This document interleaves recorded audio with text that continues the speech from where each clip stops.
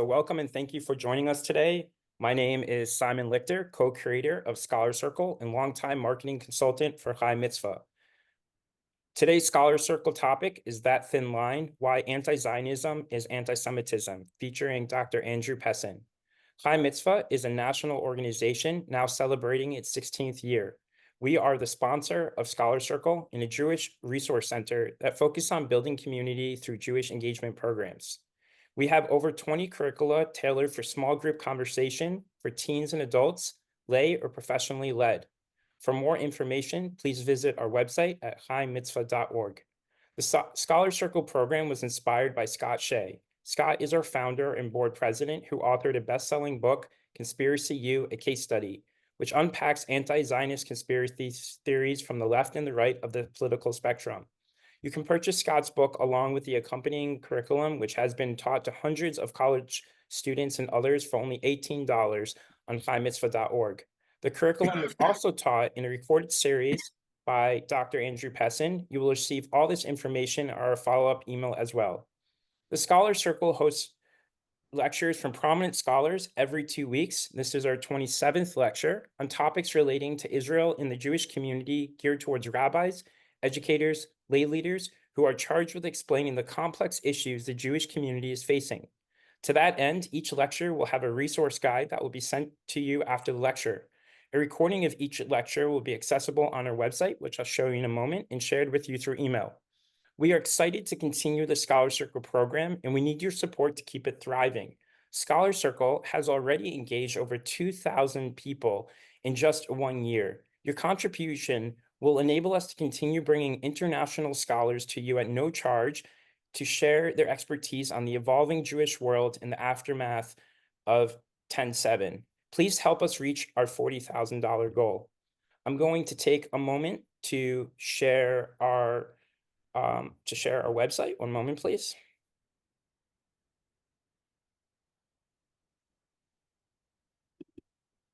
Here we are. So on our website, chaimitzvah.org, if you scroll down, you'll see Support Scholar Circle. We want to bring a shout out to Morgan, Joe, and Richard for your recent donations. As you can see, there are different levels to support. We also offer each scholar a $500 honorarium to encourage these academic lectures so that it goes straight to the scholars, and you can see that there are varying amounts. So we would appreciate your support. Also, on this drop down, you can go to recorded lectures, and this is a common question we get from folks, is how to see past lectures. These lectures are sent to you via email, and they're also available here. And again, this is our 27th lecture, so you can see them all down here. Our featured scholar, again, is Dr. Andrew Pessin, Professor of Philosophy and Jewish Studies at Connecticut College and Campus Bureau Editor of the Allgemeiner. His many books include Anti-Zionism on Campus, Poisoning the Wells, Anti-Semitism in Contemporary America, and the Jewish God Questions, as well as several novels. One recent novel is Bright College Years, published in 2024 by Open Books. Long ago, he enjoyed some moments of fame portraying the genius on the David Letterman show. Before I welcome our scholar, a couple of housekeeping items. To submit questions, please use the Q&A button on your screen. Q&A will be held at about 40 minutes into the lecture, but you can submit questions anytime throughout. The lecture recording, again, will be sent to your email in a few days and also available on our website. Now to Dr. Andrew Pessin. Thank you. Thank you, Simon, and thank you to everybody who is here. It's a great pleasure to have you here. Let me get that going. Okay. I trust that you see the screen. Thank you for being here tonight. The topic is why anti-Zionism is anti-Semitism. I imagine that this audience already knows that it is, but in fact, this is a vexed, controversial question, and there's lots of people who deny that anti-Zionism is anti-Semitism. So it's important not merely to know that it is, but to understand why it is and have the tools and resources to explain to a person who might be either denying it or even just in good faith doesn't understand. And so that's the goal tonight. The material I'm going to present tonight is a small excerpt from a much longer, more thorough paper that I've written and just published in these two books, which both came out, Israel Breathes, World Condemns. I want to commend them to you. Please do check them out. All proceeds go to support Israel in various ways. What I've done is collected all my writings over the past 15 years or so on Israel and Jewish matters. And I realized, each particular piece is writing about a particular incident or a particular issue. But when you put them all together chronologically, it really ends up documenting and analyzing what in retrospect is so clear, this trajectory, this growing locomotive, this growing disaster that exploded on campuses and elsewhere after the October 7th massacre. So I divided the writings into two volumes. Volume one is the trajectory. And I really think I have a handle on how it came to pass that when jihadi terrorists massacred 1,200 mostly unarmed Jewish civilians. So much of the world, and in particular our campuses, our major campuses, our elite campuses, erupted not in condemnation of the massacres, but in celebration. So I've tried to document and understand how really this catastrophe has come to pass. And then volume two is writing since October 7th, just documenting and analyzing what's been going on primarily on campuses. So the talk tonight, Why Anti-Zionism is Anti-Semitism, as I mentioned, is a small excerpt from a quite long.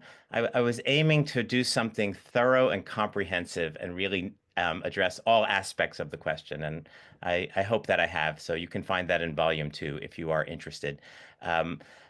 Just information about me, if you'd like to follow me, I spend too much time documenting campus anti-Semitism in particular. I've been doing that for almost 10 years for the Allgemeiner, which is a wonderful news source. You should all subscribe if you don't already. It focuses on issues of concern to Israel and Jews. I am the campus bureau editor, so I keep an eye on campuses in that capacity. Allgemeiner.com, you can sign up for the free daily newsletter. Follow me on Twitter. I have a Substack now. You can find it right there, and also my website for more information about me. So, all right, to the topic at hand. Why anti-Semitism is anti-Zionism. Introductory matters. The expression anti-Zionism is anti-Semitism is obviously coarse. Both terms can mean many things. Both ideologies can manifest themselves in different ways. And the people subscribing to them, the anti-Zionists and the anti-Semites, are all unique individuals with idiosyncratic histories and motivations and circumstances, all of which makes evaluating that coarse expression very challenging. Taken literally, the expression asserts either that the ideologies are identical or that the former is a species or manifestation of the latter.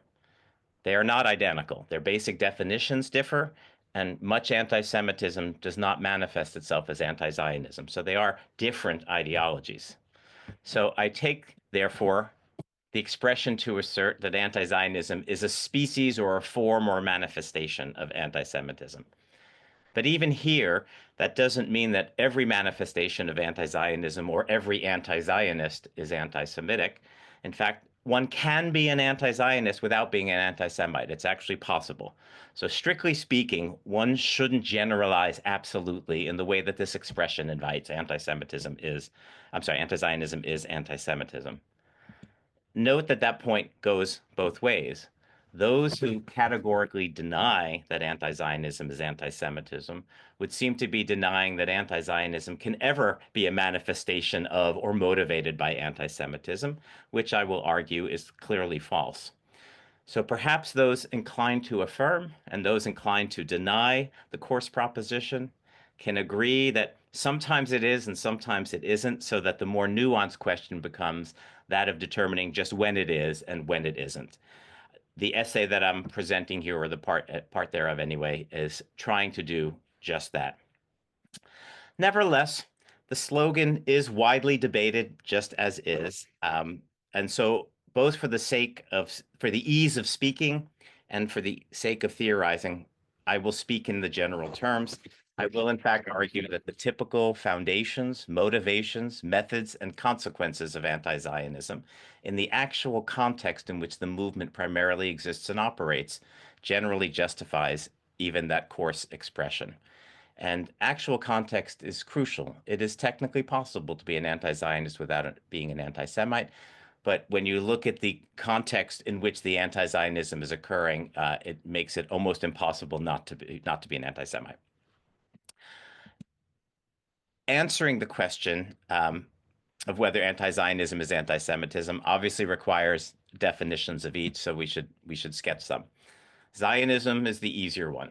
Zionism shall mean roughly the belief the Jews have the right to a sovereign state in their ancestral homeland, along with nearby permutations or variations of that idea. Anti-Zionism would be the negation of that. Different people do have different definitions of Zionism, but we won't address those tonight. So understood with this definition, it isn't anti-Zionism nor anti-Semitism to criticize this or that particular policy or behavior of Israel, although it might amount to anti-Zionism and anti-Semitism to do so dishonestly or to relentlessly, obsessively criticize every policy or behavior of Israel and literally find nothing redeemable about the state. Nor is it anti-Zionism nor anti-Semitism to advocate for a Palestinian state in the context of a two-state solution, nor to advocate for Palestinian rights more generally, except where these would exclude Zionism, a Jewish state. Zionism itself is perfectly consistent in principle with the Palestinian state and various Palestinian rights. Prior to 1948, anti-Zionism refers to the opposition to establishing the Jewish state. After 1948, a point that will be important later, it now includes the practical aim of dismantling the existing Jewish state to which it objects, which involves far more than merely criticizing this or that policy or policies. As for defining anti-Semitism, well, that we need a whole semester if we wanted to do that properly. There are plenty of definitions from which to choose. I list some of the more well-known ones there. The IRA definition is particularly important and contemporary and timely, etc. But I won't get involved in the detailed debates and disputes over these various definitions. My favorite definition comes from the anonymous blogger Elder of Zion, who I really think is just about the best pro-Israel blogger out there. I strongly recommend you follow his blog and follow him on Twitter as well. I propose that we will just use his definition for our working definition. We will use this definition to capture the kinds of anti-Semitism that aren't controversial, the classic right-wing anti-Semitism. And roughly speaking, if you look at his definition, it captures these very, very nicely. Anti-Semitism is hostility towards, denigration of, malicious lies about, or discrimination against the Jews, right? Either as individual Jews, as a people, as a religion, as an ethnic group. And our topic tonight is as a nation. So when we're arguing that anti-Zionism is anti-Semitism, we're arguing for that last little plank in his definition. Now, remember, if you just take out that last line, as a nation, the rest of this is barely controversial. Almost everybody would agree. Anti-Semitism is this, these behaviors towards the Jews. And so the goal is to show that the typical anti-Zionist in the context in which anti-Zionism occurs is indeed displaying these behaviors: hostility, denigration, malicious lies, discrimination against the Jews. So if indeed anti-Zionism involves or produces hostility towards the Jews, malicious lies about the Jews, it would indeed be anti-Semitic by this definition. Okay, so those are the preliminaries. That's the background. I'll now go ahead and argue, and this is really the main substance. This is the positive argument part of the talk. I'll look at some objections with the time that remains at the end. I'm going to argue that anti-Zionism is anti-Semitism on the face of it. I'm using that expression deliberately because one of the definitions, the Jerusalem definition, likes this expression.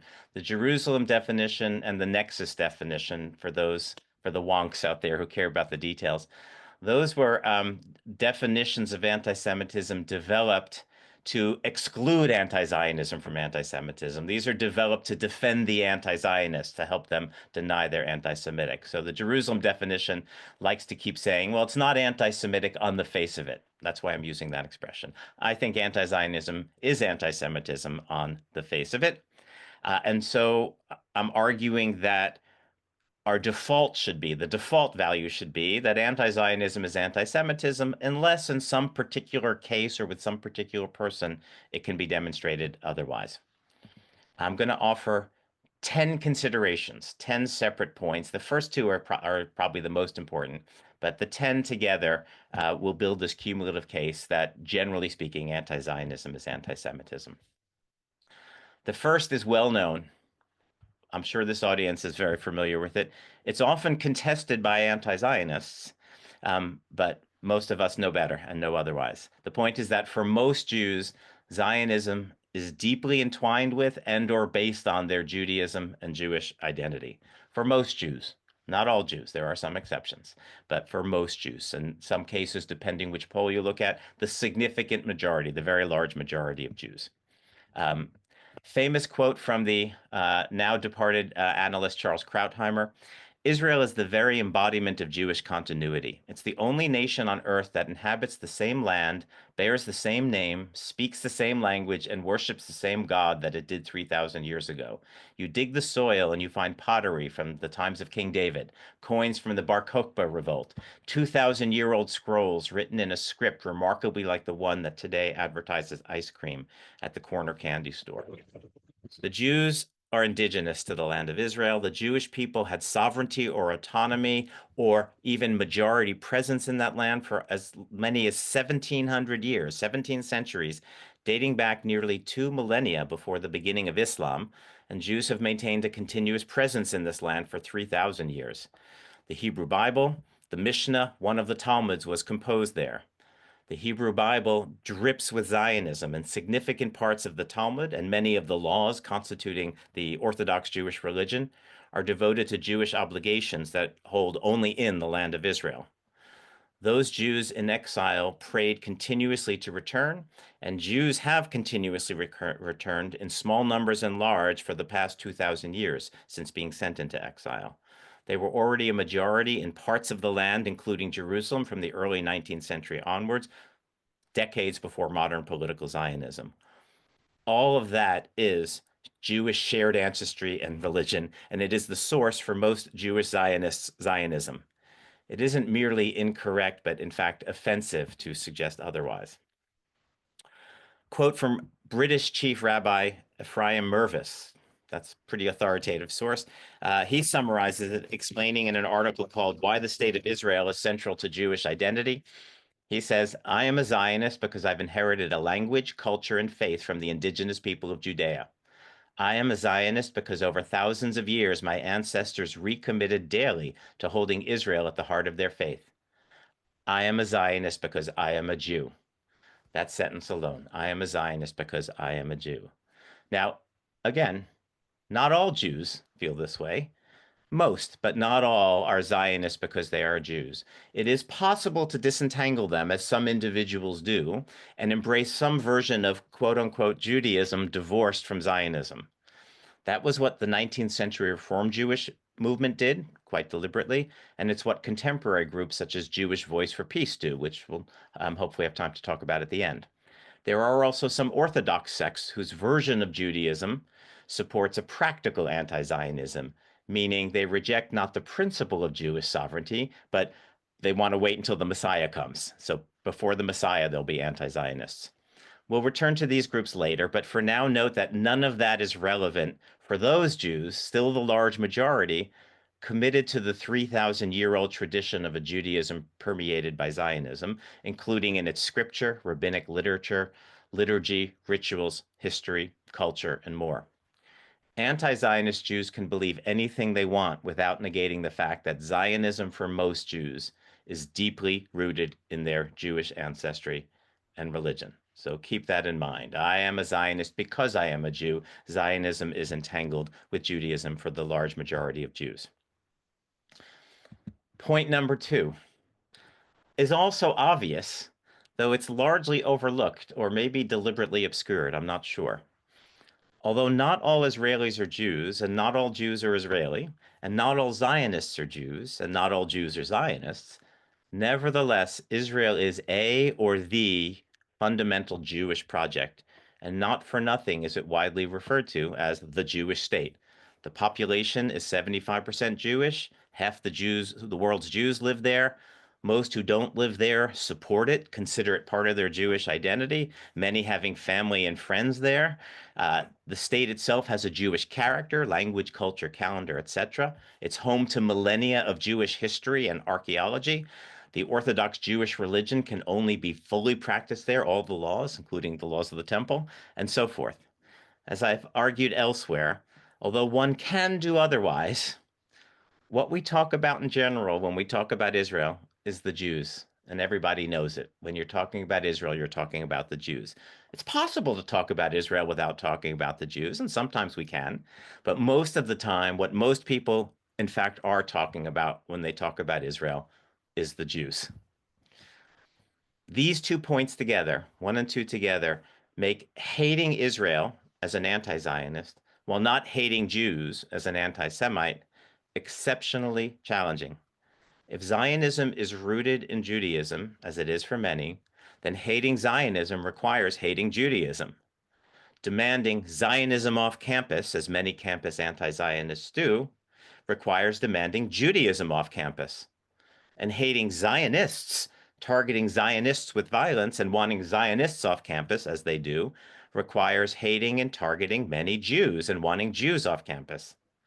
Although not all Israelis are Jews, etc., the allegations anti-Zionists make against Israel are ultimately allegations against the Jews. When they accuse Israel of dastardly deeds and evils, they are accusing the Jews of dastardly deeds and evils. If anti-Semitism per Elder of Zion's definition involves hostility towards the Jews, then the bar for being anti-Zionist without being anti-Semitic will be extraordinarily high. So if you take nothing more than these 2 points away from this talk tonight, you've really gotten the most important. But there's more, as the commercials say, still more. Point 3, the anti in anti-Zionism is a red flag. The movement is not for something, but against something, namely something that most Jews seek and believe is in their self-interest. So anti-Zionism is opposed to most Jews and their interests, which certainly sounds anti-Semitic prima facie. The phrase pro-Palestinian does not have the same immediate connotations, and of course many anti-Zionists will describe themselves as such, claiming that they are anti-Zionist because they're pro-Palestinian. There's a substantive debate to be had there, not least because we noted at the start that Zionism is actually consistent with various Palestinian rights, interests, and even a Palestinian state in the context of a two-state solution. But the fact that it is possible, and in fact quite easy, to be pro-Palestinian without being an anti-Zionist. You can support the Palestinians in all sorts of ways without demanding the destruction of Israel, suggests that adopting anti-Zionism is a choice an activist makes, and it's a choice against the Jews, and therefore a prima facie anti-Semitic one. Indeed, the definitional anti-Zionist claim that there should be no Jewish state is itself prima facie anti-Semitic on the face of it. It denies the Jews' right to self-determination in their ancestral homeland, a right widely granted to other peoples, including by most anti-Zionists to the Palestinians. And indeed, those who advocate against Jewish self-determination typically express no objection to the 20-plus Arab states, the 50-plus Muslim states, the 150-plus Christian states and territories, and many other ethno-national states in the world. They only object to the Jewish state. They discriminate against the Jewish state in that way. Even worse, anti-Zionism seeks to revoke a right that Jews have enjoyed for the last 3/4 of a century. Revoking that right would remove the Jews' ability to defend themselves from their actively hostile, actively genocidal neighbors and enemies. Anti-Zionists thus deny Jews basic rights and protections while actively supporting those rights and protections for all other peoples, including Palestinians. Another word for that is discrimination, anti-Semitic by our definition. And I also want to emphasize that point. To dismantle the Jewish state is going to involve almost certainly massive ethnic cleansing and mass murder of many Jews. And if massive violence targeting Jews isn't anti-Semitic, then what is? And it certainly is by our Elder of Zion definition. Keep in mind, that's what an anti-Zionist, you can express it in all sorts of theoretical, political, sciencey sorts of ways. I want a binational state, equal rights for all its citizens. All of that sounds very, very lovely. But what it amounts to in its actual context and in fact is removing Jews' ability to defend themselves from their genocidal neighbors, and almost certainly, therefore, inviting ethnic cleansing and mass murder of the Jews. There's the anti-Semitism for you. Point 5. Every classic anti-Semite, by classic I mean the traditional right-wing white supremacist anti-Semite, the kind of anti-Semite that everybody recognizes as an anti-Semite without controversy. Every classic anti-Semite is also an anti-Zionist. Such anti-Semites typically see Israel as the mechanism through or by which the dastardly Jews commit their world-controlling evils. So, hating the Jews, they're going to hate Israel. Right? Israel is the tool the Jews use. And indeed, I was just recently reviewing some quotes from some of the Nazis, Hitler himself, for example, being opposed to Israel because it's the Jews empowering themselves on their malicious schemes. So if you hate the Jews, you certainly are going to hate Israel. And this point isn't restricted to the extremists like the white supremacists and the Nazis. Anyone who dislikes Jews even a little bit are likely going to oppose Zionism. In other words, anti-Semitism strongly motivates anti-Zionism, and one will surely find anti-Semites in any gathering of anti-Zionists. Indeed, that anti-Zionism appeals to anti-Semites suggests it's anti-Semitic in itself. No anti-Semite would be attracted to anti-Zionism if they believed it was in any way good for the Jews. It's because it's against the Jews and harms the Jews that the anti-Semite likes it. So at bare minimum, this point confirms that anti-Semitism can express itself in anti-Zionism, can manifest itself, can motivate anti-Zionism, thus refuting anybody who categorically rejects our starting proposition. The people who say anti-Zionism isn't anti-Semitism, well, here it is, for sure. This point also raises an obvious relevant concern. If hating the Jews would naturally lead one to hating Israel, wouldn't hating Israel also naturally lead one to hating the Jews, especially given points 1 and 2 above? Everybody identifies Israel with the Jews. So even if you start off as an anti-Semite, you're just deeply critical of the state. You can even imagine a thought experiment. Maybe there's a person who doesn't know that Israel has anything to do with the Jews. It's just a country that they've been reading about. And of course, they read all the horrible lies and defamations and slanders about it. They believe this country is guilty of all sorts of evil things. Well, they'll be an anti-Zionist without being an anti-Semite because they don't know it has anything to do with the Jews. Are there any such people? Well, there might be 1 or 2 or 3 scattered somewhere, but the overwhelming majority of people are not that. They know perfectly well this is the Jewish state. So by hating Israel and associating Israel with the Jews, as they do and they must in the actual context in which this movement occurs, they will, of course, hate the Jews. So even if anti-Zionism doesn't start off as anti-Semitism, it leads to it almost immediately. That's point 5. Point 6. If you follow, if, for example, you do subscribe to the Allgemeiner's daily newsletter and you follow the campus scene and the horrific things that have been going on almost without break since October 7th, a year and 15 months ago, you'll note that overt expressions of classic right-wing anti-Semitism are often found even within the progressive anti-Zionist movement dominating campuses. Anti-Israel rallies over the past year, on campuses and elsewhere, frequently have included overt expressions of Holocaust denial, Holocaust inversion, Holocaust promotion, including Nazi salutes, the praise of Hitler, calls for the final solution, with not a single quote-unquote progressive condemning them. One can no longer count the instances of graffitied swastikas appearing all over campuses, including on Jewish students' dorm doors over the past few years, and especially since the October 7th massacre. Nor do any progressives object when leading anti-Zionists, such as University of Pennsylvania professor Ann Norris, like social media posts proclaiming that playing the victim is what Jews are best at. This is a University of Pennsylvania Ivy League professor promoting that meme. Progressives themselves, such as those belonging to the many Faculty for Justice in Palestine chapters established in the past year, post Instagrams claiming that, quote, the Jews own Hollywood. When a neo-Nazi supports the final solution, sprays swastikas, and accuses Jews of dastardly deeds, nobody hesitates in declaring that anti-Semitic. It is no different when an anti-Zionist progressive does it. Point 6. Perhaps unsurprisingly, given the above, and I've sort of hinted at this, anti-Zionism generally leads to or increases traditionally anti-Semitic beliefs and activities targeting Jews. Amcha Initiative, which is a wonderful NGO that really focuses on campus anti-Semitism, has done a number of really important empirical studies showing this.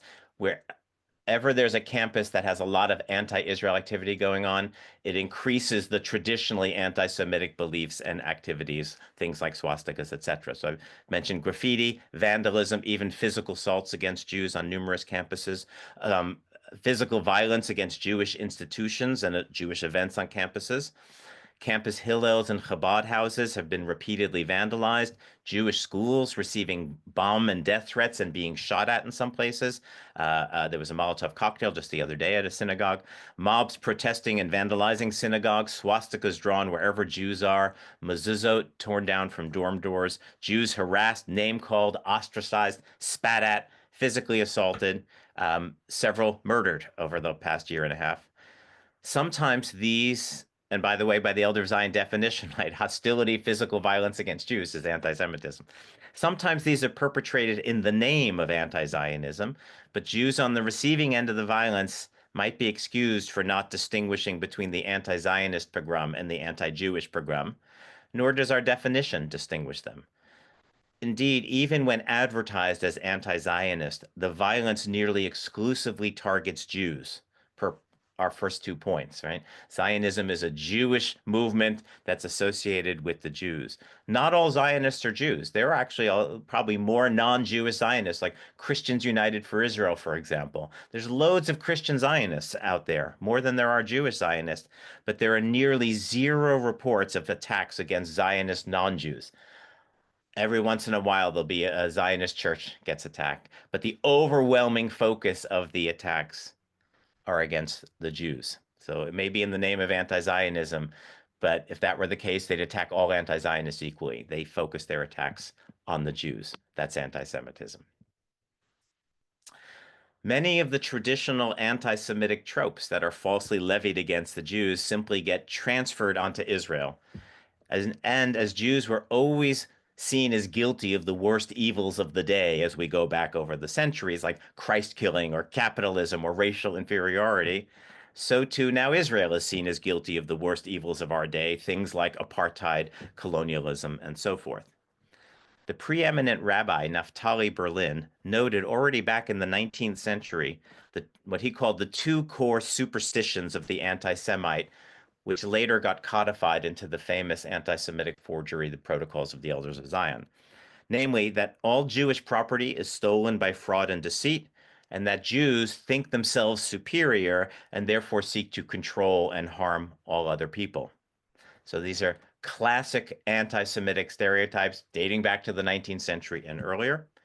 Today, of course, the major anti-Zionist charges are precisely that the Jews in Israel are living on stolen land and exercise, because of their Jewish supremacy, a phrase that's been appearing frequently on campuses, colonialism and apartheid. They take over and control other people. So what Jews were accused of doing falsely, slanderously, defamatorily, now Israel is accused of doing.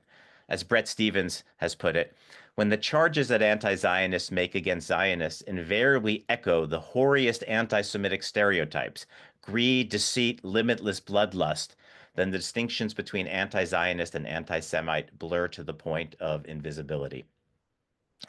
To put all that differently, anti-Semites have always cited their reasons to oppose the Jews. There have been very few major ones who said, I hate the Jews just because I do. I hate the Jews because X, Y, and Z. They're Christ killers. They murder children. They spread the plague. They're responsible for capitalism. They're responsible for communism. They conspire for global domination. They undermine morality, etc., etc. Today, decent people look back on those and see them for the defamatory slanders that they are, yet typically fail to recognize them as such when they're simply updated to apply to modern day Israel. So the malicious lies they told about the Jews, they now just update to tell them about the Jewish state. Point 9. Open support for Hamas, Hezbollah, the Houthis, and Iran cannot be construed any other way than as anti-Semitic. If you look at these rallies on campuses for the past 15 months, they are not pro-Palestinian rallies. That it just doesn't even come close to describing them. Anti-Israel for sure, but in many, many cases, the majority of cases, openly pro-Hamas, pro-Hezbollah, pro-Houthis, depending on the particular things go. Every time the Houthis shot, there'd be celebrations of the Houthis, and of course Iran. These groups are not human rights organizations aiming to bring freedom and equality to the poor oppressed Palestinians. They don't even believe in human rights, neither for their own people nor for anyone else, but they are instead homophobic, misogynist, intolerant, anti-diversity, Islamist, jihadi, supremacist hate groups seeking for Islam to conquer the entire world. They oppress their own subjects mercilessly, seeing news reports that Hamas is now hunting down hundreds of Gazans who they claim either collaborated with Israel or tried to steal food from Hamas, who was stealing it. So they mercilessly oppress their own subjects, and they endorse the murder of all Jews on earth as longstanding enemies of their extremist theocracy, literally since the 7th century of the Common Era. These groups are fighting not for rights or liberation, but to exterminate the Jews in the name of Islam. And they say so openly, and they say so repeatedly, and all of their behavior demonstrates it. It's not a secret. Hamas's foundational charter states that Islam is at war with the Jews, declares that Islam will obliterate Israel, and quotes Islamic scripture that endorses the murder of all Jews on earth. Now deceased Hezbollah leader Hassan Nasrallah referred to Jews, not Israelis, as the sons of apes and pigs, and said that God created Israel so that the Jews would be gathered in one place to save Hezbollah from having, quote unquote, to go to the ends of the world to kill all the Jews. The Houthis' official motto, we're running out of time, so I'll skip that motto, but they're no better, right? So this is what these groups are all about. Openly, they say it openly, repeatedly, and all their behavior absolutely demonstrates it. Even this past week with the ceasefire, they've been acknowledging they're going to continue to rebuild and continue their campaign against Israel. To support these movements, then, as the campus anti-Zionist movement openly does today, is to support their Jewish genocidal aspirations. Needless to say, calls for and active attempts toward the mass murder of Jews is anti-Semitic. More than mere hostility towards Jews, as Elder of Zion's definition put it. If supporting mass violence, the mass extermination of Jews is not anti-Semitic, then it's impossible to imagine what is. So I can't underscore that point enough. The campus movement is not pro-Palestinian. In fact, they mostly don't care about the Palestinians.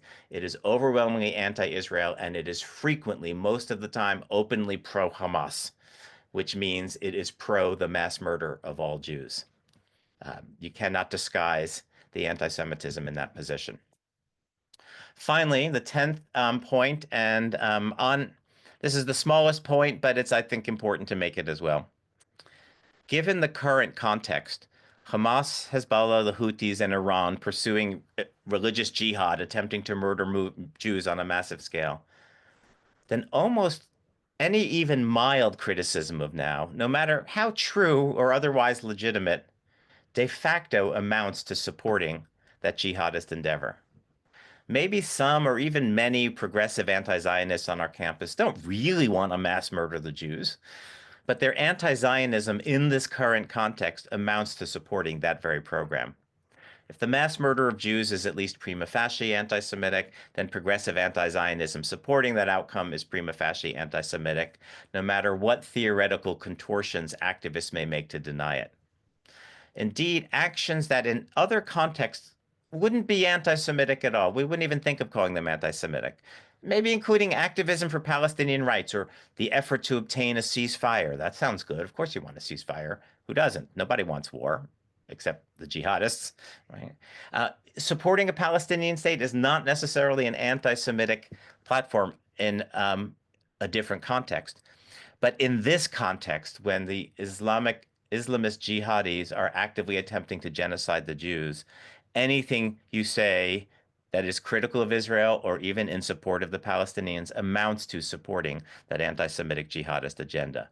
And a full-throated anti-Zionism, the one that calls to dismantle the Jewish state, precisely when efforts to violently dismantle it in the name of genocidal jihad are actively underway, cannot be seen otherwise than as supporting that jihad. So there's the main conclusion, and that's the main positive argument of the talk tonight. Taken together, these points provide a preponderance of evidence that anti-Zionism simply is anti-Semitism or anti-Semitic. On the face of it, then, the default assumption should be that it is, barring compelling evidence otherwise in some particular case or another. Now, we're quite short on time. I was hoping to go through some objections. So I think what I'll do is I'll mention some objections, maybe get started, and then of course we need to leave time for any questions. And I see it looks like there's a few in the chat or Q&A. So let me just mention some objections. This is the positive argument. Anti-Zionism should be considered anti-Semitic. In June of last year, June of 2024, Monk Debates sponsored a debate on the resolution Anti-Zionism is Anti-Semitism, featuring the absolutely marvelous, wonderful Douglas Murray and Natasha Hausdorff speaking for the resolution, and Gideon and the far less wonderful, indeed quite repulsive Gideon Levy, in my opinion, and Mehdi Hassan, journalist Mehdi Hassan, speaking against the motion. In his opening statement, Hassan offered 3 arguments against the motion. I want to mention these because these are the common objections to the claim that anti-Zionism is anti-Semitism. And obviously, in the full, complete paper, I deal with them at great length. So the first objection is this, he said. If you vote for this motion tonight, you are throwing logic, history, and the English language under the bus. Because anti-Semitism is hating Jews, the people, and Judaism, the religion. Anti-Zionism is opposing Israel, the state, and Zionism, the ethno-nationalist ideology that underpins that state. Zionism is not Judaism. Zionism is not Judaism, right? It's a very modern, secular, political ideology movement founded 150 years ago by an atheist named Theodor Herzl. That's argument number 1. Anti-Zionism is not the same as anti-Semitism. They have different targets. Argument number 2. If you vote for this motion, you're throwing the Palestinians as a people under the bus. You're telling an occupied people, a dispossessed people, to accept their own occupation, their own dispossession, meekly in silence. Otherwise, they're racist, right? They're anti-Semites. And then number 3, if you vote for this motion, you're throwing a lot of Jews under the bus as well. Not just Jews like Edwin Samuel Montagu, who was the one Jewish member of the British cabinet, and he was the one person who opposed the Balfour Declaration, the Jew did. But Jews today, you're saying my debate partner, Gideon Levy, whose grandparents were killed in the Holocaust, who served for Shimon Peres, who's just won Israel's top journalism prize 3 years ago, he's an anti-Semite. You're saying the Satmar, the world's biggest Hasidic Jewish sect, which says it's fighting God's war against Zionism, is anti-Semitic. You're saying Jewish college students on campus, maybe some of them are your kids, members of If Not Now and Jewish Voice of Peace, they're anti-Semites. So those are the 3 arguments. Zionism, anti-Zionism targets Zionism, anti-Semitism targets Jews. Those are different. If anti-Zionism is anti-Semitism, then Palestinians are going to all end up being anti-Semitic just because they're objecting to their own oppression. And lastly, you're going to end up labeling some Jews as anti-Semites because some Jews are anti-Zionists. So we are really out of time for the positive presentation. So let me remind you, let me just skip all the way to the end. Oops, there we go. The whole article from which this was a small excerpt tonight is in the 2nd volume of this new book, Israel Breathes, World Condemns. So please do check that out. And like I mentioned, all proceeds are going right to Israel to support Israel in various capacities. And I'm happy to turn to questions now. I'm sure by raising those objections, maybe some of the questions will give us a chance to talk about the objections. But thank you so much. And Simon, I'll turn things over to you. Thank you, Dr. Pessin, for that very informative lecture. We do have several questions. We'll start off with, do you think the public is becoming more accepting or desensitized to anti-Semitism, given the rise of horrific events? Yes. Easy. But no, I can elaborate at some length on that. Yes, horrifically so. There's this wonderful concept. It's called the Overton window, and it's the window of acceptable conversation, things you can say in public. And there's on the left wing of the there's when you go too far to an extreme, that's not considered polite. You can't say it in public discourse. Like prior to October 7th, you couldn't go around saying, I really think all the Jews need to be murdered, right? That was just too extreme. But what happens over time, that window of what counts as acceptable discourse, it can grow, it can get wider, it can get more narrow, or it can shift left or right. And what we have seen since October 7th, and actually even Hamas and Hezbollah have commented on this.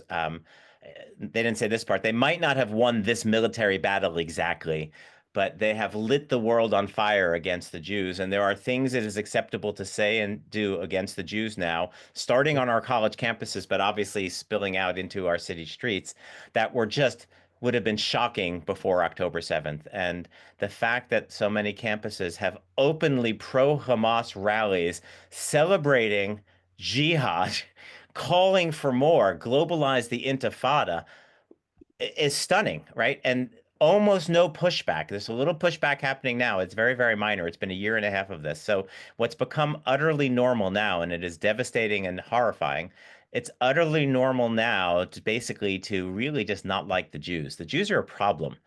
Best case scenario, they're a problem. And indeed, the way I put it usually, Jews are toxic now in so many public discourse. Jews are toxic in Hollywood, in the media. Jews are toxic in medical schools. Jews are toxic on campus. Almost nobody wants to take Jewish studies courses now. Like, why would you take a Jewish studies course? We've been tarred and feathered by Mm. this. So the short answer is yes. That's a little bit of the longer answer. It is an unbelievable catastrophe, in my view. I'm a very depressing person. Don't invite me to parties unless you want to have a depressing party. But there were a couple of very important articles came out in the past year, and I understand one has just been expanded into a book. But one was called "The Vanishing." I think that was in Tablet, and it was documenting how Jews are disappearing from leadership positions in many professions. The Ivy League used to have like 20 to 25% of the students were Jewish back in my day, like the 1980s. Today it's like 5 or 6%, and that's just a small example. And then Franklin Foer in The Atlantic had a piece called "The Golden Age for Jews in America is Ending," where he's documenting this as well. And there you go. I mean, and I think he's turned that into a book, I understand. So, yeah, Mm. um, Jews, the golden age for America, golden age for Jews in America is ending. I mean, the hardest thing to predict, of course, is the future. Who knows? But and this is something when I put my books together, the trajectory, looking at my articles over the last 15 years, I realize I've documented how this antipathy to the Jews has grown both in quantity and in quality and spread all over the place to the point where October 7th, that campus response where they celebrated the massacre rather than condemned it, it was not at all surprising to me because it was literally the next logical step in the trajectory. It was still shocking to see, but it wasn't surprising. So, as far as I see, that's the trajectory, and it bodes ill. It bodes ill, I'm sorry to say. So, so looking at trends, a few people were asking similar questions, and I'm grouping them together. So thank you for those who've asked those questions. There, folks are saying that there seems to be a belief that Reform Jews relative to Orthodox and conservative tend to be more anti-Zionist these days. And then others are saying that on the other side of the spectrum, ultra Orthodox, such as Haredi, can be anti-Zionist. I think of folks that are ultra observant in Israel who do not want to be in the IDF. How do you respond to that, and how does one approach such a sensitive topic among our own? So that's an enormous question. So and that touches at what I was getting to at the end with the objections that Hassan was raising. There are anti-Zionist Jews, and so how do we understand them? And then how do we deal with them if we're Hmm. Zionist Jews? And then you have really difficult, concrete questions. How big is our tent, right? So, Campus Hillels. I have a lot of admiration for the Hillel organization, does a lot of wonderful good, but it's also in a very difficult position because Hillel is supposed to be home to all Jews on campuses, and Jews are fractured amongst themselves. As I mentioned, but most polls show the large majority, we're talking like 80, 85, 90% of Jews consider themselves, if not Zionist, then very favorable towards Israel.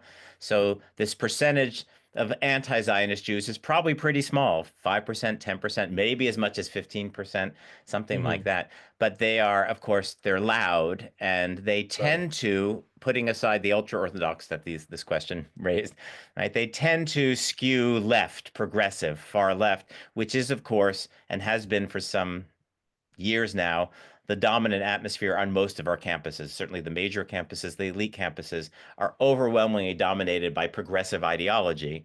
And so the percent of anti-Zionist Jews is probably larger on campuses because you've got young people and you've got very left-leaning Jews there than it is in the Jewish population as a whole. But of course, they are loud. They are very loud, and they are vocal, and they are passionate, and so we hear them and we see them. So there's at least two separate questions, one of which I'm slightly more competent to answer. One question is, so are those Jews anti-Semites, right? Do we analyze them as anti-Semitic? And there, I think and the second question is, how do we deal with them in a practical matter as a Jewish community?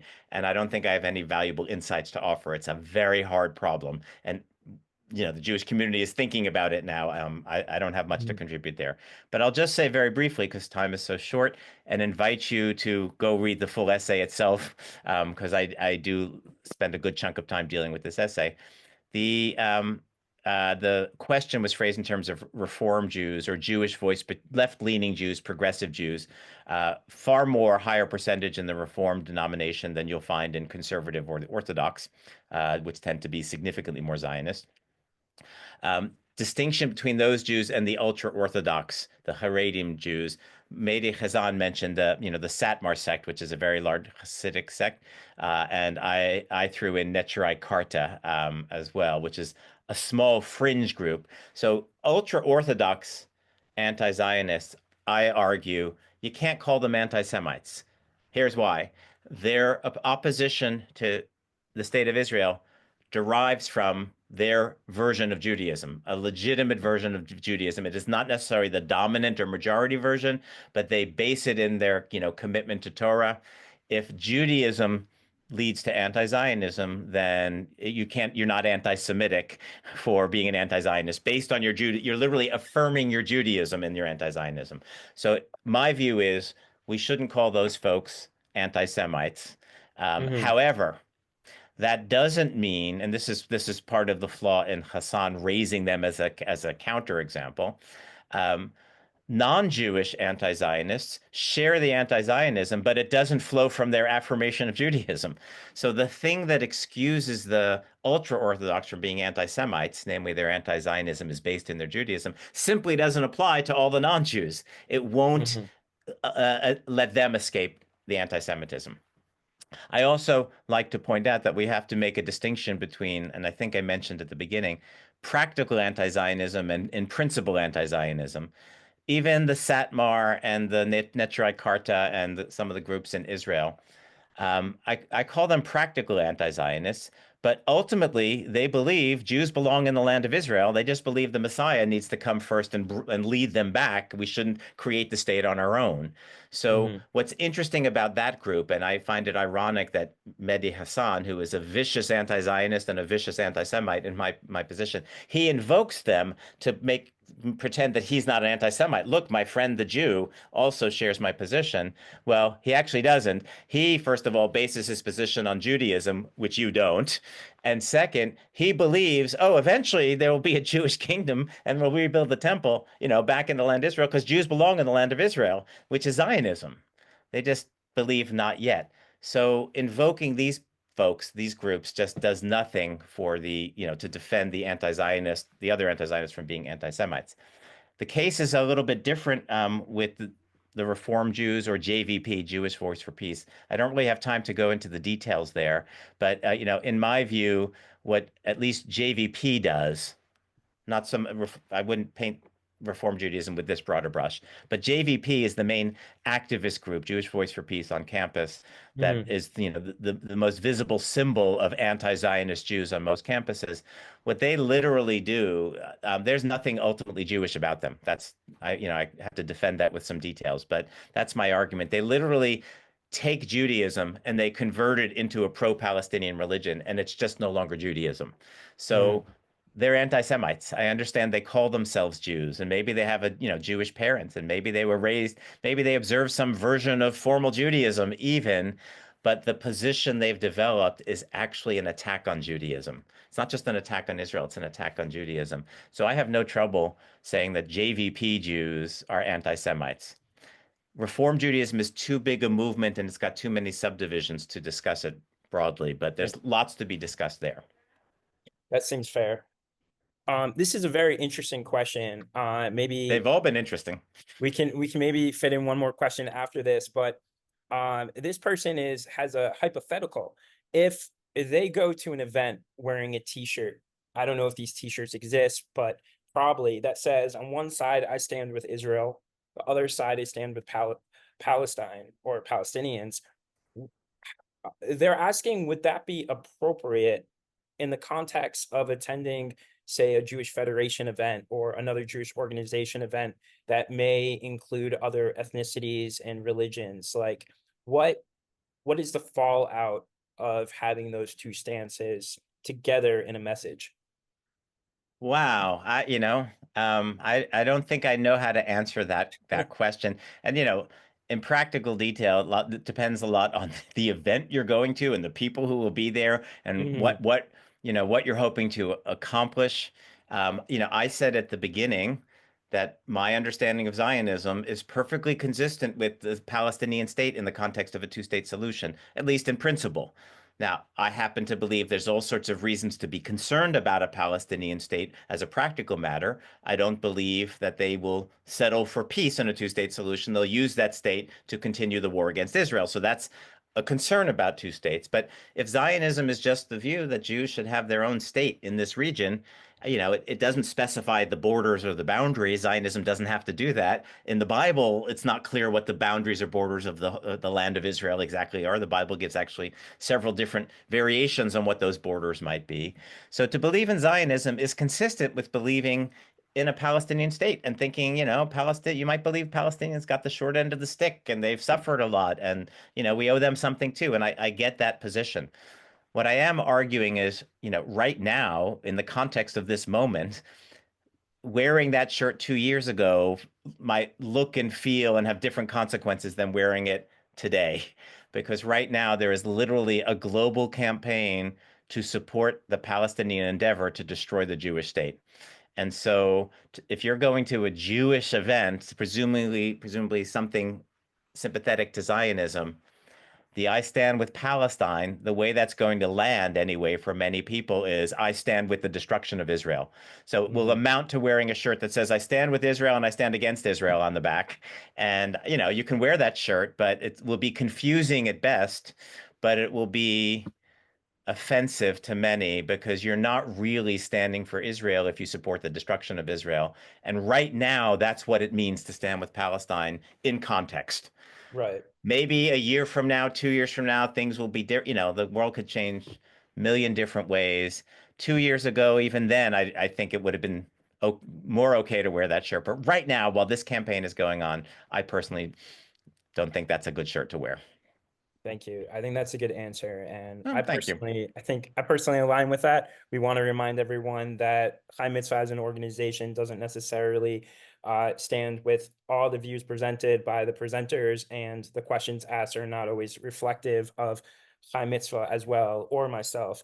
So, Dr. Pessin, as we wrap, is there a comment or two that you'd like to leave our viewers with this evening?